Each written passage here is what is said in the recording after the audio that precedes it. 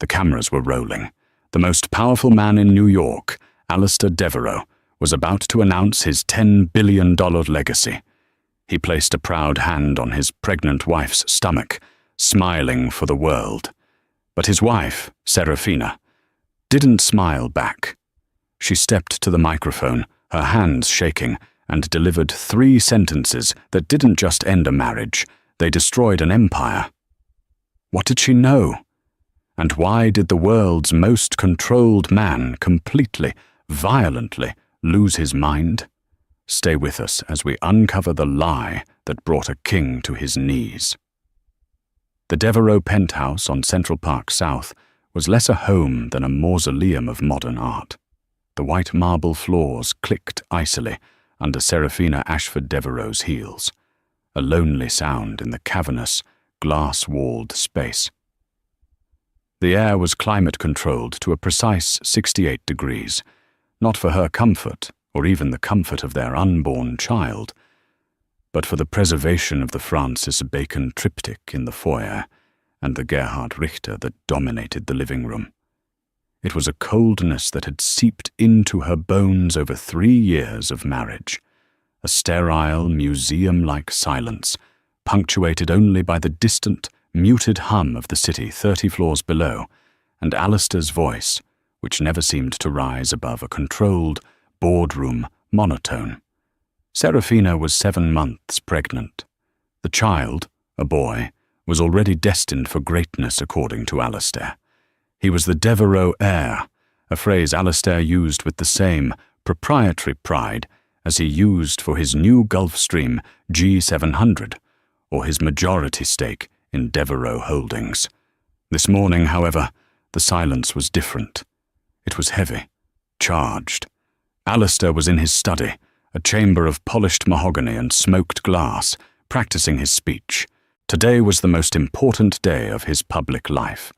The launch of the Devereux Legacy Fund, a $10 billion philanthropic pledge that would, in the words of his PR chief, redefine 21st century charity and, not coincidentally, scrub his reputation clean from a recent, brutal corporate takeover.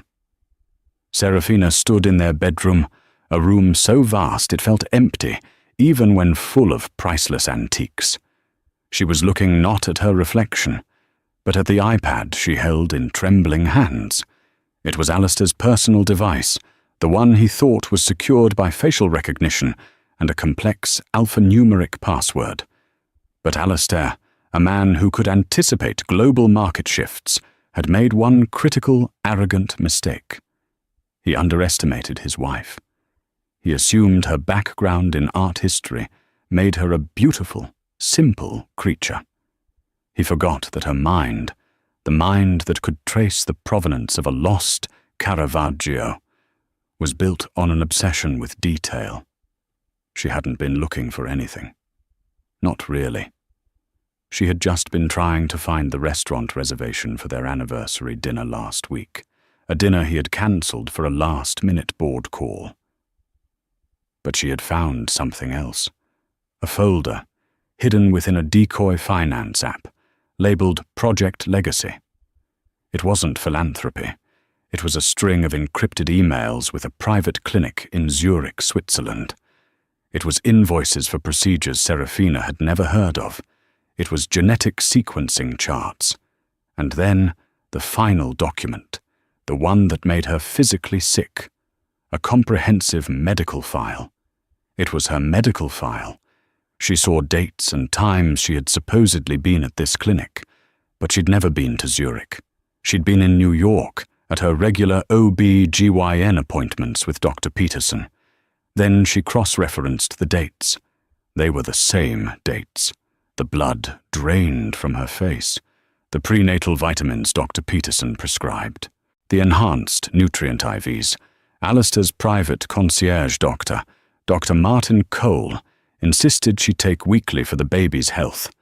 The blood samples they took every single time, citing her high-risk pregnancy, though she was perfectly healthy. It wasn't vitamins. It wasn't standard procedure. The file detailed an experimental, highly illegal gene editing protocol. Subject, S. Devereux. Fetus, A. Devereux de Stone. They weren't just monitoring the baby, they were altering him. The emails from Alistair were terrifyingly precise, demanding elimination of genetic markers for addictive personality and enhancement of cognitive spatial reasoning. But the worst part, the part that stopped her heart, was a single line in an email from Alistair to the clinic's director. The maternal flaws, see Ashford family history, psychological, must be suppressed at all costs. The carrier's health is secondary to the success of the primary subject. The carrier. She wasn't his wife. She wasn't even a mother. She was a vessel, a carrier. Her family history, her mother's depression, her grandfather's struggle with alcohol after the war, were flaws he was suppressing. He was risking her life and the sanctity of their child's to design a perfect heir, a son without the messy, human imperfections of her bloodline. A cold, clarifying rage settled over her. The love she thought she had, or the comfortable, safe affection she had mistaken for love, evaporated, leaving behind the hard, sharp edges of betrayal. Alistair's voice boomed from the doorway. "Serafina, you're not dressed." She quickly locked the iPad and set it down, her heart hammering against her ribs. He stood there, already in his custom Tom Ford suit, a dark navy pinstripe. Alistair Devereux was a strikingly handsome man, with sharp, patrician features and eyes the color of cold steel. He didn't just enter a room, he occupied it, displacing the air. "The car is downstairs. Gregory is having a meltdown about the Times reporter. I need you on that stage in 20 minutes. He wasn't asking, he was commanding. "Alistair," she said, her voice surprisingly steady. "I don't feel well. I don't think I can go." His face hardened instantly.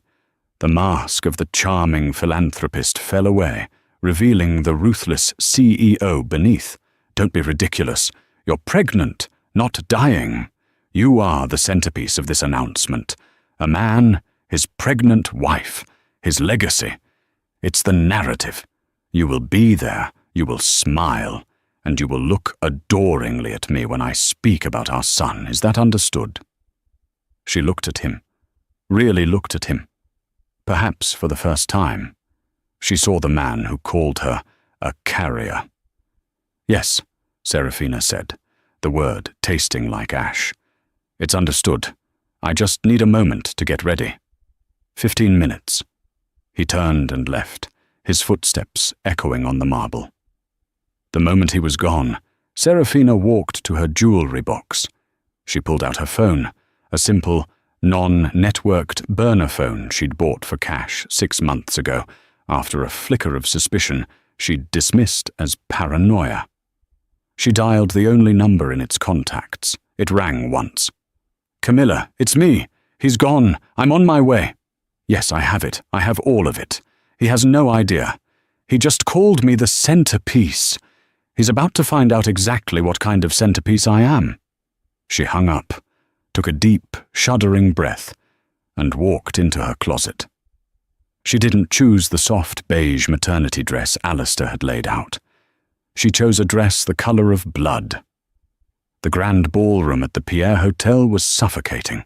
It was a circus of high-stakes media, a fever dream of flashing camera bulbs, booms mics hovering like metallic vultures, and the low, anxious hum of hundreds of people.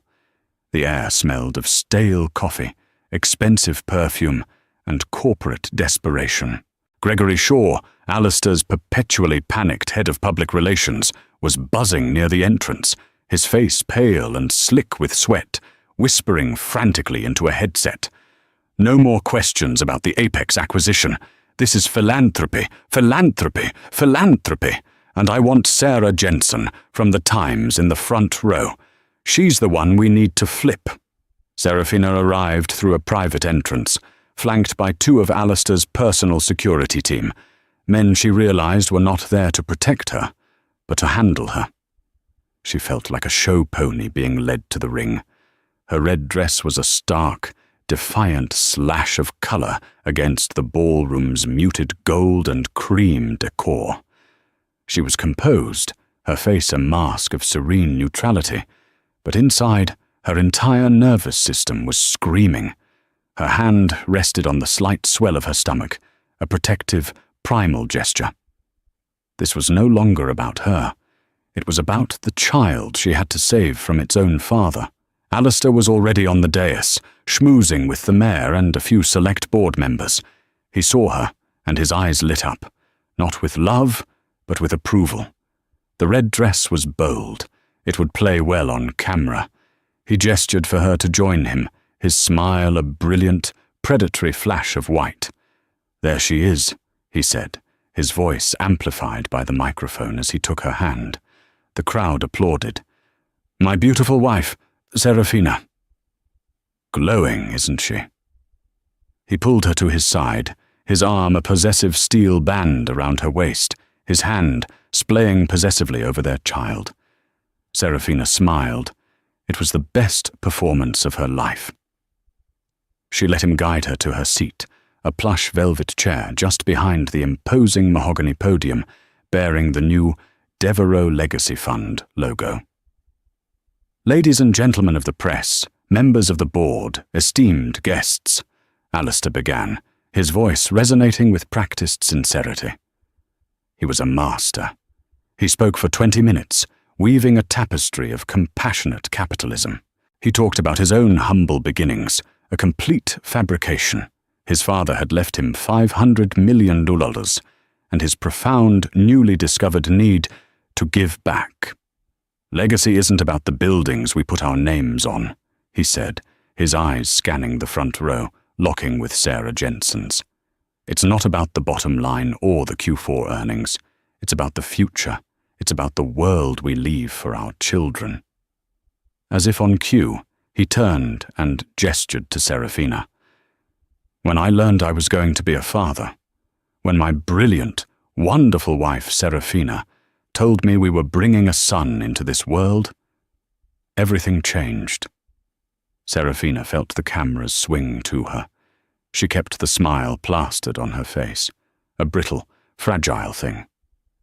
"This $10 billion fund," Alistair continued, his voice thick with performative emotion, "is not just my legacy. It is his. It is a promise to my unborn son that the Devereaux name will stand not just for power, but for progress, for health, for a better, stronger future." The room erupted in applause. Alistair basked in it, raising his hands. He looked invincible, a modern-day king bestowing his grace upon the masses. Gregory Shaw was practically weeping with relief off stage.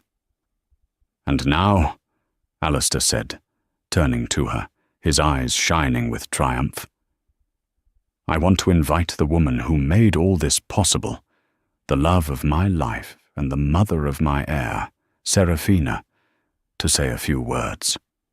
He stepped back, gesturing for her to take the podium. This was part of the plan. She was supposed to read a short, pre-written speech from a note card, thanking him for his generosity and vision. Gregory Shaw had written it himself.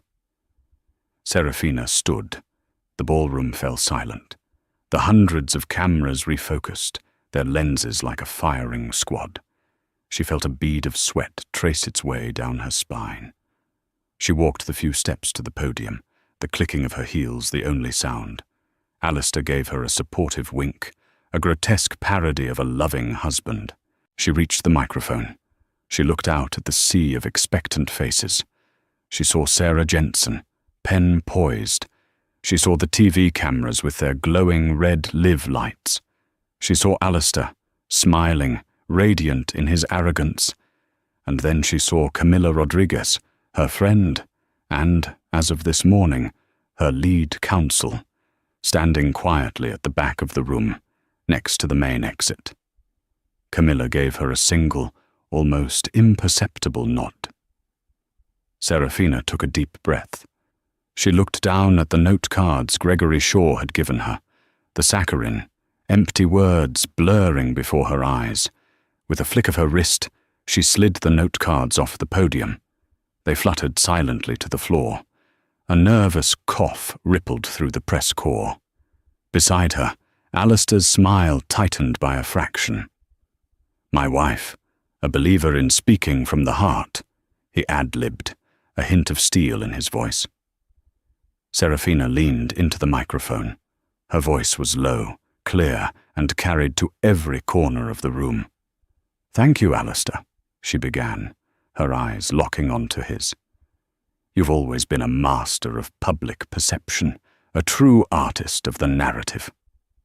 Alistair's smile vanished. This was not the script. "You stand here today and speak of legacy," Serafina continued, her voice gaining strength. "You speak of children and you speak of the future. But the one thing you are truly an expert in is fraud." The silence in the ballroom was no longer respectful. It was a vacuum, sharp and absolute, sucking all the air from the room. Hundreds of people held their breath simultaneously. Gregory Shaw, in the wings, looked like he'd been shot.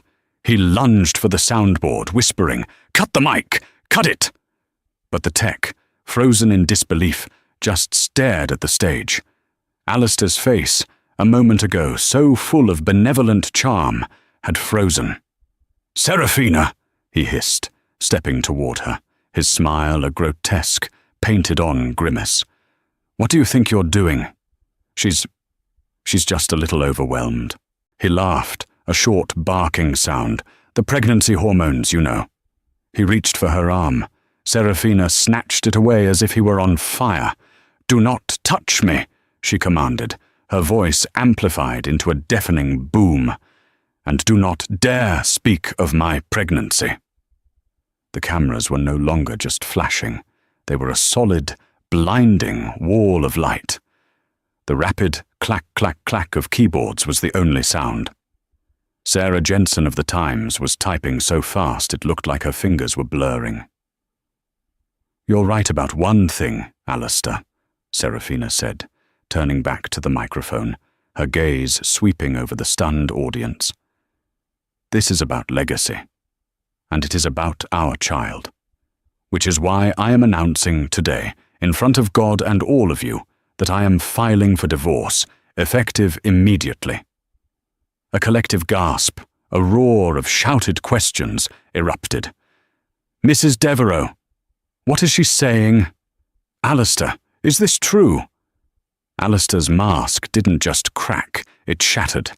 "Shut this down," he roared, not at Serafina, but at his staff. "Get her off the stage. She's unwell. She's having a breakdown." Two security guards started to move, but Serafina's voice stopped them cold.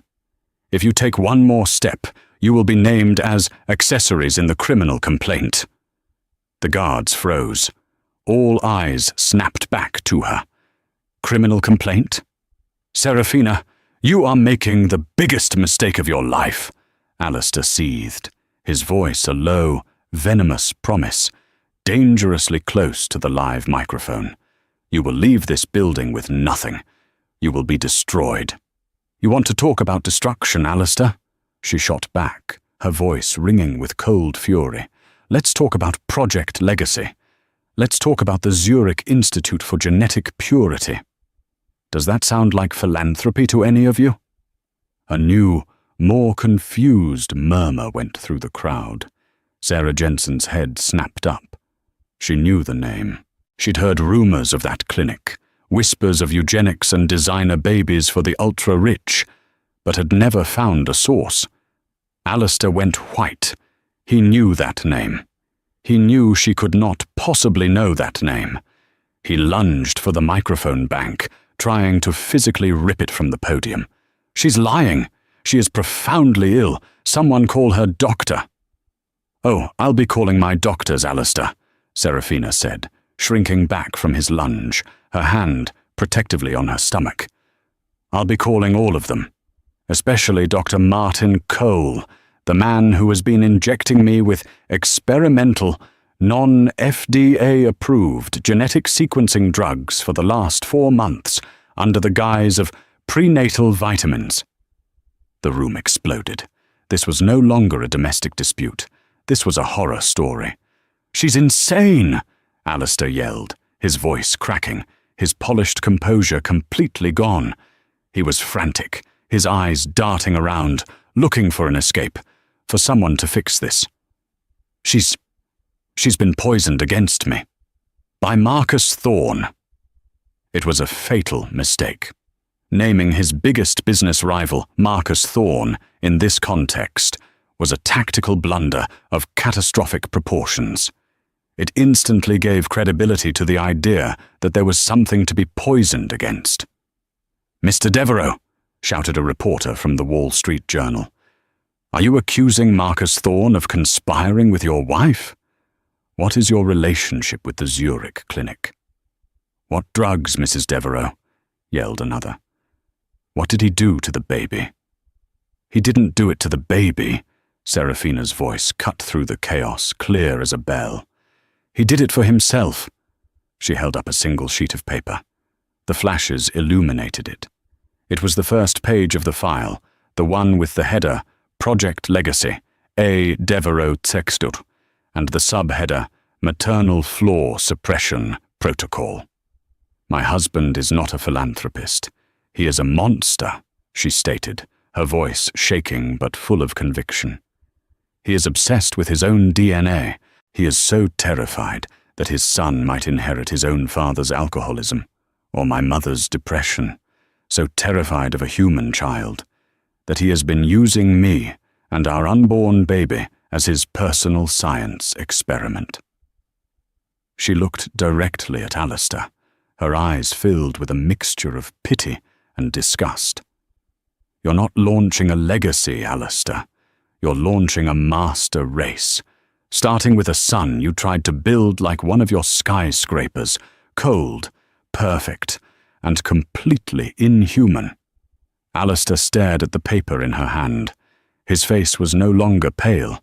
It was a dark, mottled red. His chest was heaving, his billion-dollar suit suddenly looking like a straitjacket.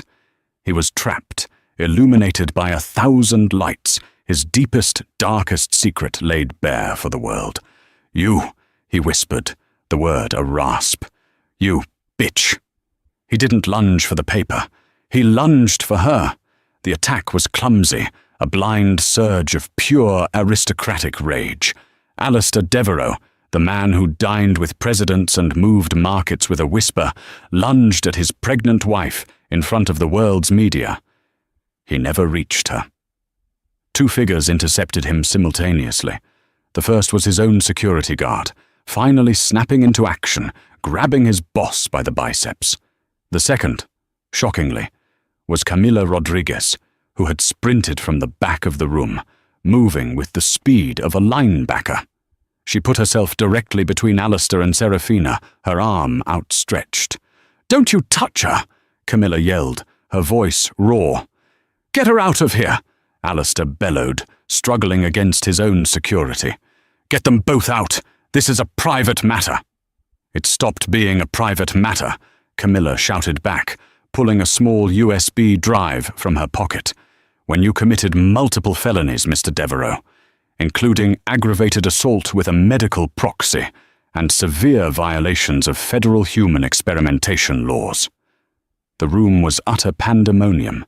Reporters were standing on chairs, screaming questions. "What's on the drive? Who is she? Is that your lawyer?" "She's nobody," Alistair roared, his face contorted. He finally ripped free from his guard's grasp, but he was too late. Camilla had already tossed the USB drive to the front row. "Sarah Jensen, New York Times. That's the full file. The encrypted emails, the wire transfers to the Zurich clinic, and Dr. Cole's signature on the procurement forms for the illegal compounds. It's all there." Sarah Jensen caught the drive like it was a holy relic. She was already elbowing her way out of the ballroom, screaming at her editor on the phone. Alistair watched the drive disappear. He watched his life's work, his reputation, his entire meticulously crafted world walk out the door in the hands of the one reporter he could never control. This was the moment he truly lost control. It wasn't just anger anymore. It was a complete psychological disintegration. His mind, built on the infallible foundation of his own superiority, couldn't process this level of defeat.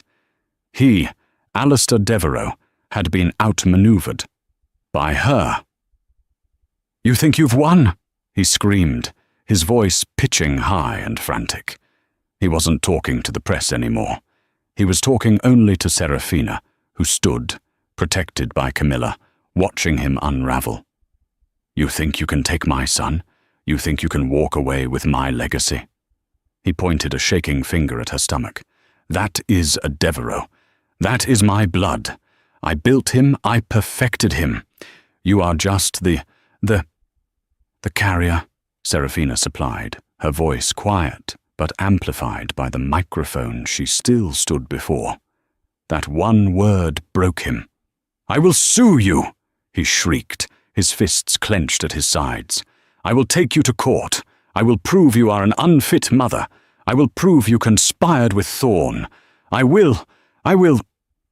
He was hyperventilating, his eyes wide and unseeing. "You'll what, Alistair?"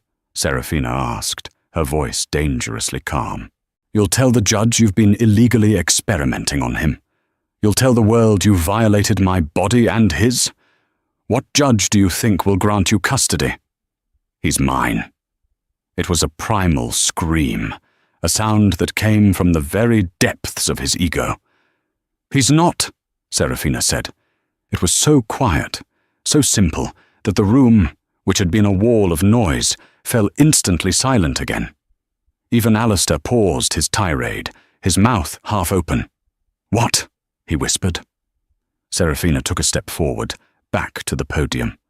She looked at her husband, the man she once, briefly, thought she might love. The man who had just tried to assault her. "This is the part you never understood, Alistair," she said, her voice full of a sudden, profound sadness that was more cutting than her anger. "This is the twist you were too arrogant to see." She placed her hand on her stomach.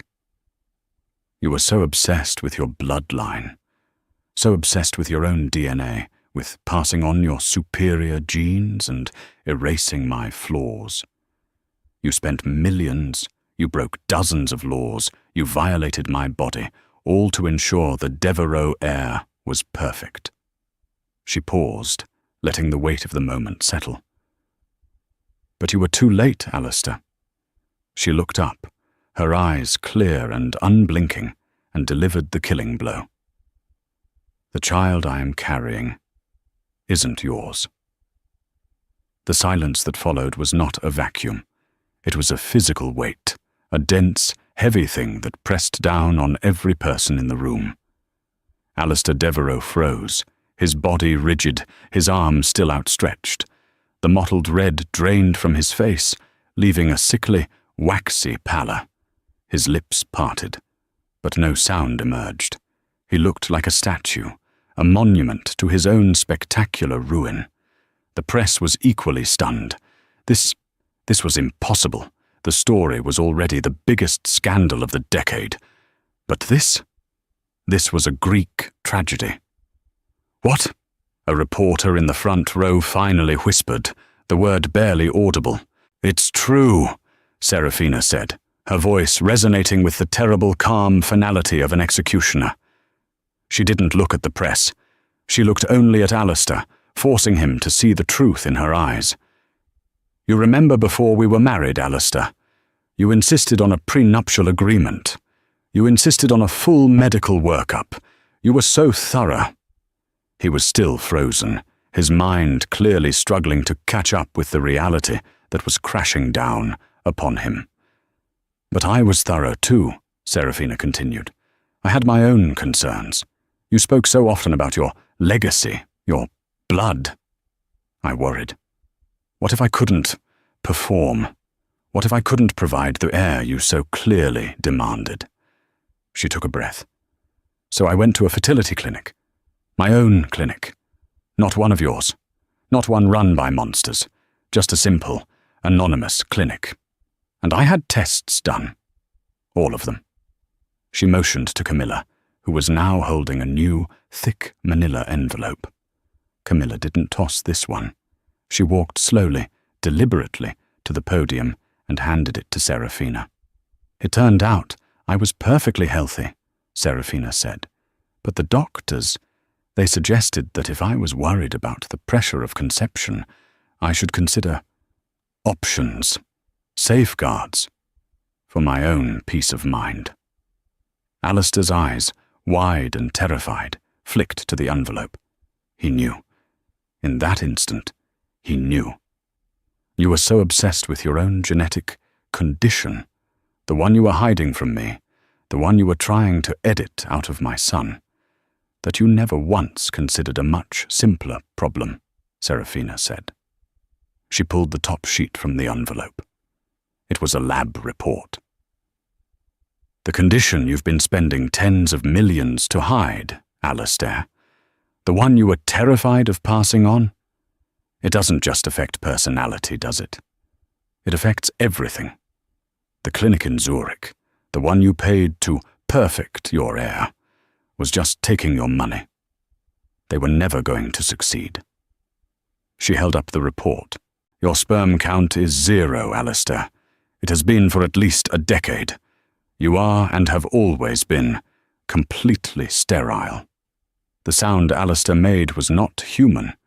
It was a low, guttural, tearing sound, the sound of a man's entire identity being ripped from his body. "No," he whispered. "No, that's a lie. That's a forgery. That's Thorne's work. She's lying." "Am I?" Serafina said. "I went to a sperm bank, Alistair, an anonymous donor, a healthy man, a good man, according to his file, a teacher, someone who wanted to help a family, not build an empire." She placed her hand back on her stomach. "The son I am carrying is mine, but he has absolutely no connection to you, not by blood and certainly not by love. You have been building a legacy on a foundation that doesn't even exist." The implications hit the room like a shock wave. The Devereux heir wasn't a Devereux. The legacy fund was for a child that wasn't his. The illegal experiments were performed on a fetus that didn't even carry the genes he was trying to perfect. He had destroyed his company, his reputation, and his wife's health for a child that was, to him, a complete stranger. It was an irony so profound, so devastating, it was almost poetic. Gregory Shaw had collapsed in the wings. A medic was being called. Alistair Devereux simply stared at his wife's stomach, the focus of all his ambition.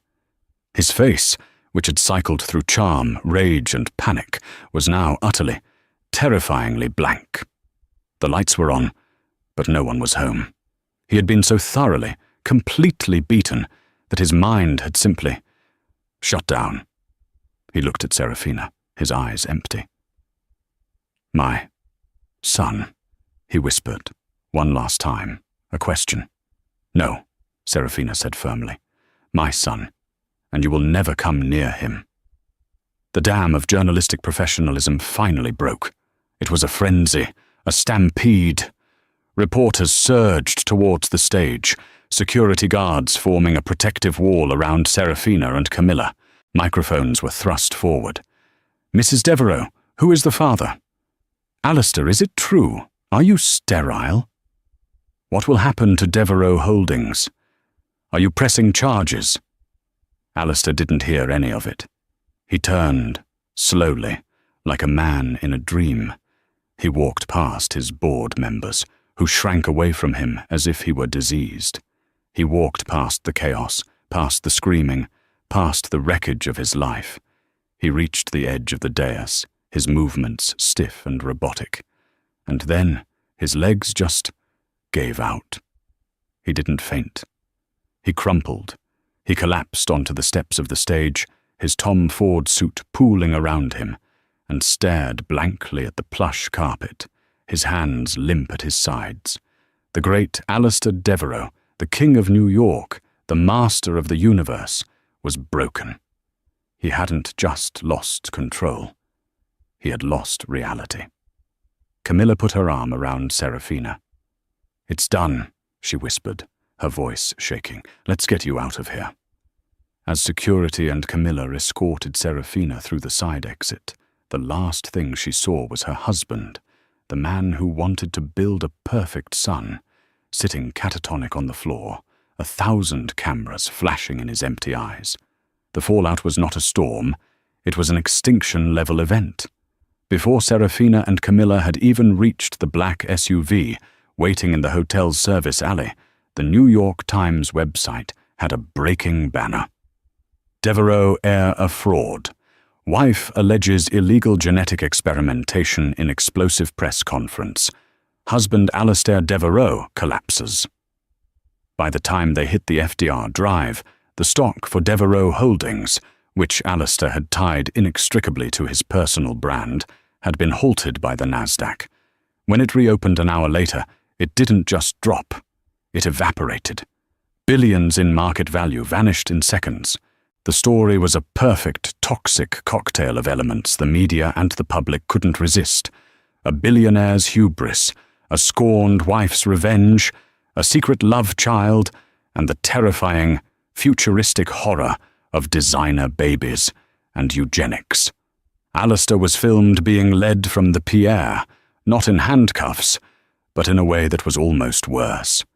He was flanked by paramedics, his face still vacant, his movements sluggish. He was transported, according to a source, to the private psychiatric wing of New York Presbyterian, under a 72-hour hold for extreme psychological distress. The king was in a padded room. The collateral damage spread instantly. Dr. Martin Cole was arrested at his Park Avenue practice within 3 hours, his records seized by the FBI.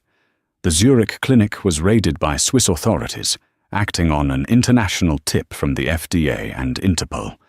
The Devereaux Holdings Board of Directors convened an emergency meeting and, in a unanimous vote that took less than 10 minutes, suspended Alistair Devereaux indefinitely as CEO and chairman, citing the morality clause in his own contract. And Marcus Thorne, the rival Alistair had so foolishly named. He was on television by 5 p.m., his face a mask of solemn concern. "This is a tragedy for the Devereaux family," he said, "but it is a greater tragedy for the market. It reveals a deep instability at the core of the company. My own firm, Thorne Capital, is, of course, prepared to step in and stabilize Devereaux Holdings, should the board require new leadership to protect shareholder interests." It was a bloodless coup, and Alistair had handed him the knife. But for Serafina, the victory was hollow. She wasn't celebrating. She was in a safe house, a nondescript brownstone in Brooklyn Heights, owned by Camilla's law firm.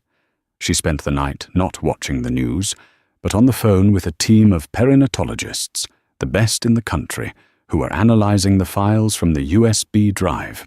"The compounds are aggressive," the lead doctor, a woman named Dr. Anya Sharma, told her over the phone, her voice grave. "They're designed to permeate the placental barrier. We've never seen anything like this used on a human subject. We need to get you in, immediately. We need to know what he did to you, and to the baby." The rage returned, colder this time. Alistair's final, unknowing act of cruelty was this. He had performed his monstrous experiments on a child that wasn't even his, potentially harming an innocent baby. And its mother. For nothing. The child of a school teacher from Ohio, a man who just wanted to help, was now carrying the toxic burden of Alistair Devereaux's ego. The next few days were a blur of medical tests, legal depositions, and quiet, terrified waiting. Serafina sat in sterile rooms, technicians and doctors drawing her blood, running ultrasounds, their faces carefully neutral.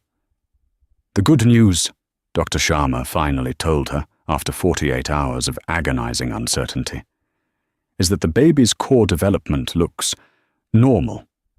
The compounds Dr. Cole was using were, for lack of a better word, experimental. But they were also, thank God, largely ineffective. It seems Alistair was being scammed by the Zurich clinic as much as he was trying to scam genetics.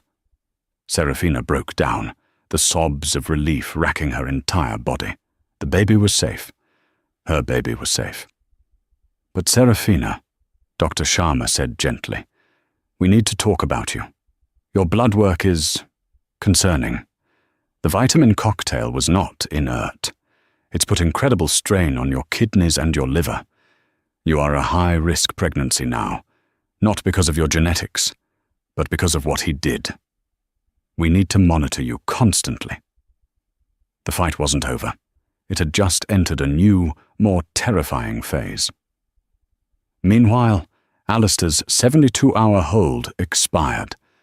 But he didn't leave the hospital. His lawyers, the best and most ruthless firm in the city, had seen the writing on the wall. The SEC was indicting him. The FDA was indicting him. The Southern District of New York was indicting him. And that was all before Serafina's own civil suit. A criminal trial was unavoidable. But a man in a prison jumpsuit is a criminal. A man in a hospital gown is a patient. On the fifth day, Alistair's legal team filed a motion. Alistair Devereux was not fit to stand trial. He was, they claimed, suffering from a complete psychotic break, a man undone by the stress of his work and the betrayal of his wife.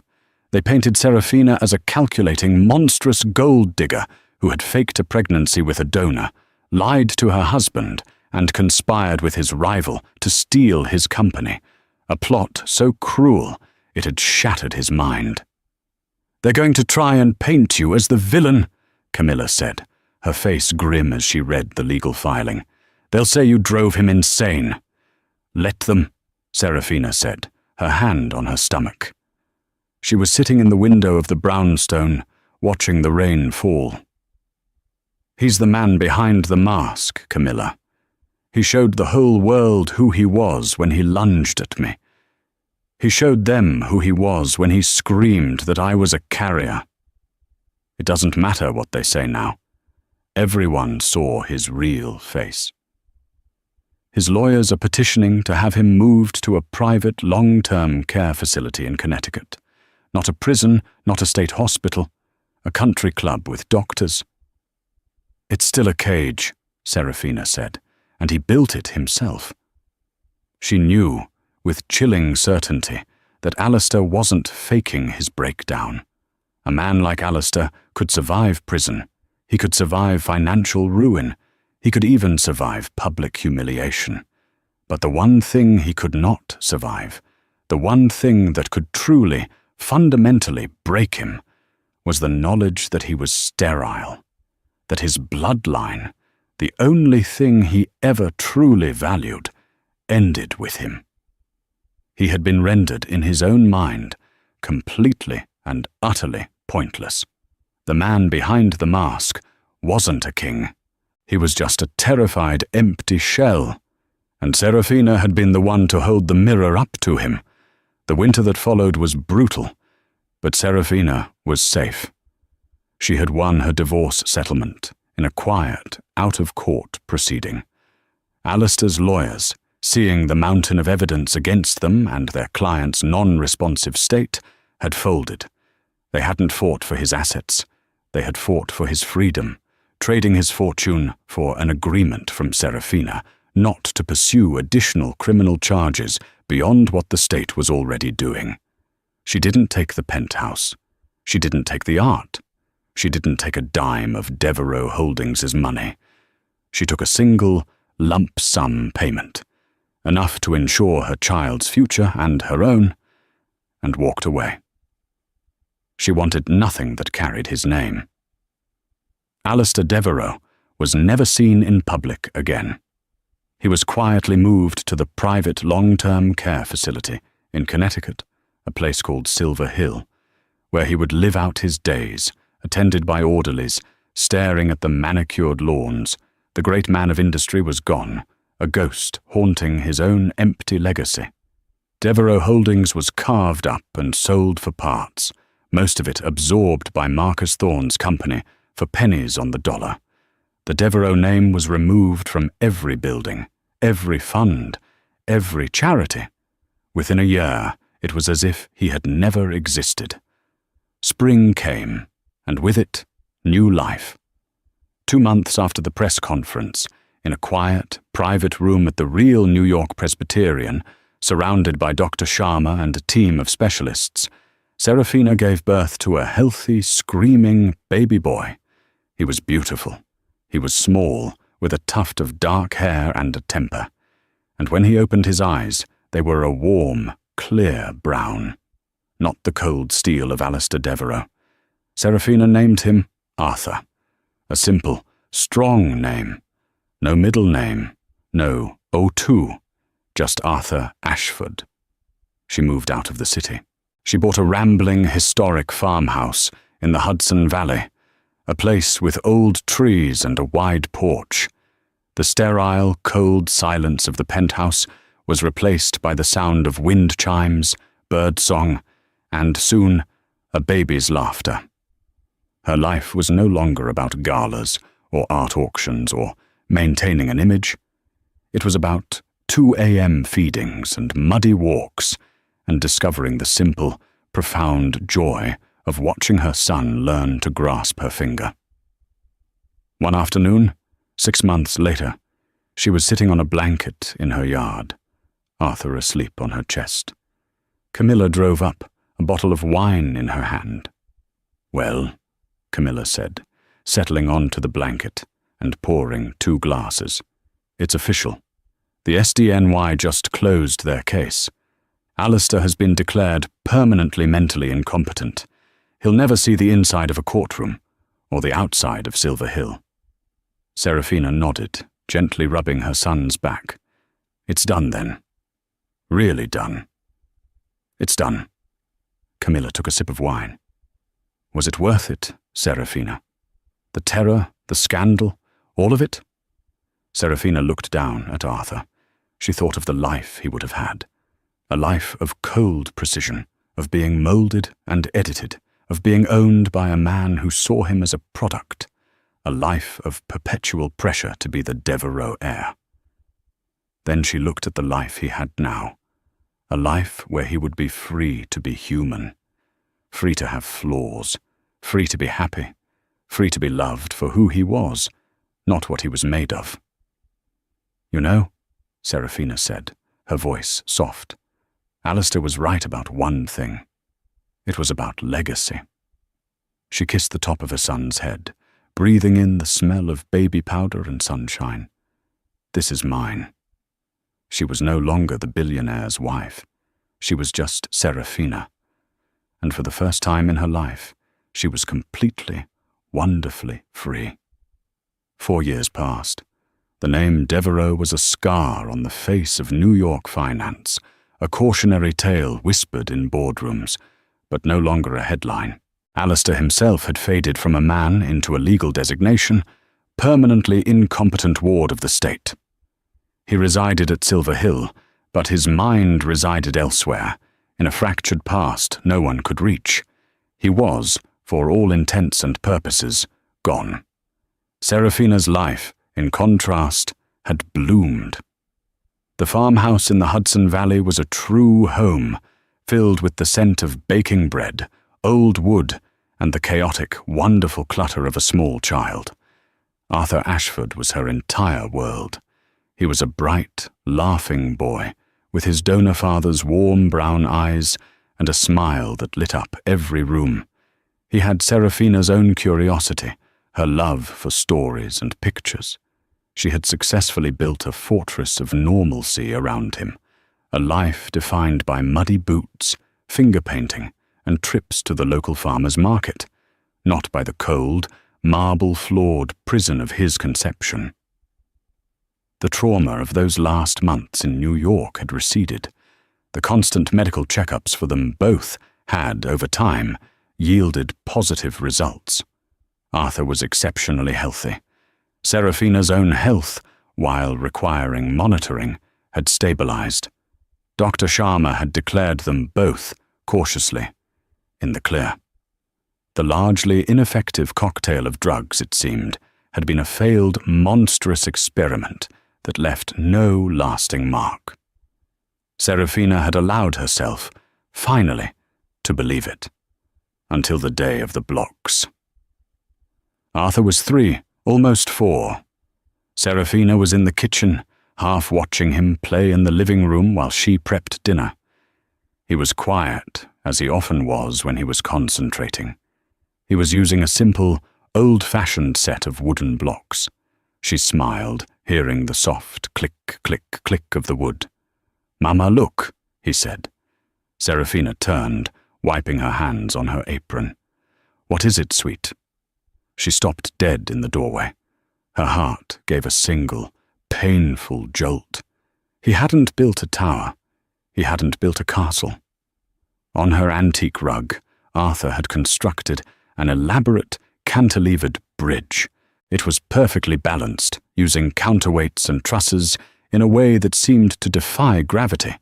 It was complex, elegant, and structurally ingenious. It was something a first-year engineering student would have struggled to design. A 3-year-old had built it from a box of 60 wooden blocks. It's beautiful, Arthur," she managed to say, her voice tight. "How did you do that?" Arthur didn't look up, already nudging a triangular block into a new position to extend the span. "The center of gravity was wrong," he murmured, more to himself than to her. "It needed a dual truss support to manage the load. It's simple." "It's simple." A cold sweat broke out on Serafina's neck. She backed away, her hand finding the wall for support.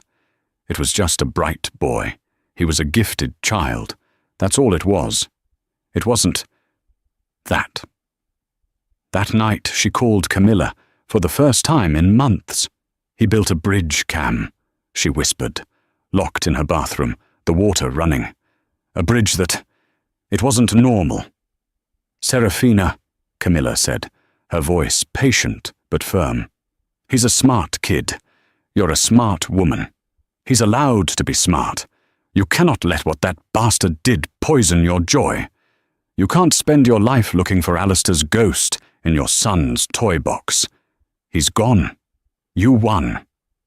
Remember that." Serafina took a deep breath. Camilla was right. She was being paranoid.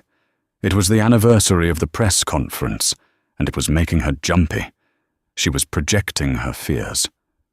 She hung up, splashed cold water on her face, and went to read Arthur his bedtime story. She would forget it. She managed to for 2 whole weeks. The following Saturday was warm, a perfect autumn day. She took Arthur to the local town park. He was laughing, chasing a yellow leaf as it skittered across the grass. He was her boy, just a normal, happy boy. He ran for the playset, a large wooden structure with a climbing wall and a high-set slide. "Be careful, sweetie," she called, setting her coffee on a bench. "I am always careful, Mama," he called back, his voice bright. She watched him scramble up the ladder. He was agile, confident. He reached the top platform, turned to wave at her, and in that split second, he misjudged his footing. He tripped over the edge of the slide entrance and fell. It was not a small tumble. He fell 6 feet, landing hard on the packed dirt and wood chips below. He landed directly on his left arm. Serafina screamed. The sound was ripped from her throat. Her coffee cup went flying as she sprinted toward him, her mind flashing with images of hospitals, of blood, of everything she had fought to protect being shattered. "Arthur! Oh my God, Arthur! Baby!" She reached him in seconds, her heart exploding with terror. He was on the ground, pushing himself up. His left arm was wrong. It was hanging at an angle that made her physically ill. It was a clear, obvious break. She fell to her knees, hysterical, tears already blinding her. "It's okay, baby. Mama's here. It's okay. We're going to—" She stopped. Arthur was looking at her. His face was pale, but he was not crying. He was not screaming. There were no tears. He was looking at her, his brow furrowed, not in pain, but in confusion. "Arthur?" she whispered, her panic freezing into a new, far more terrible dread. He looked down at his arm, the one dangling at a grotesque angle. He seemed to study it with a kind of detached curiosity. "Mama," he said, his voice perfectly level, completely calm. "You are having an inefficient emotional response. Your vocalizations are not helpful. My humerus is fractured.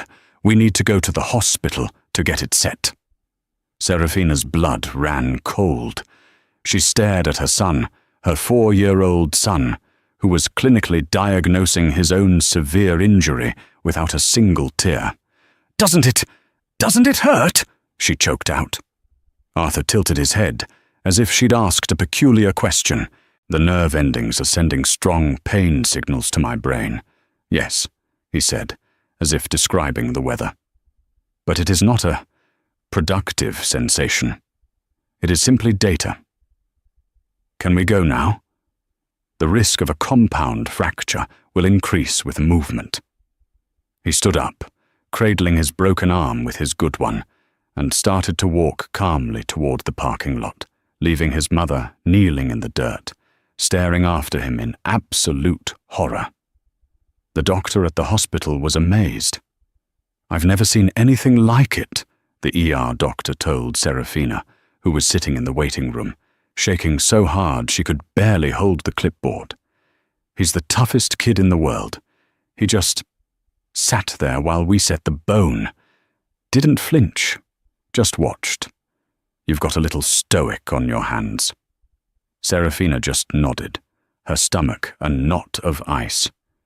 She knew what Alistair had put in those files. Enhancement of cognitive spatial reasoning. That was the bridge, but there was the other part, the part she had focused on less. Suppression of maternal flaws.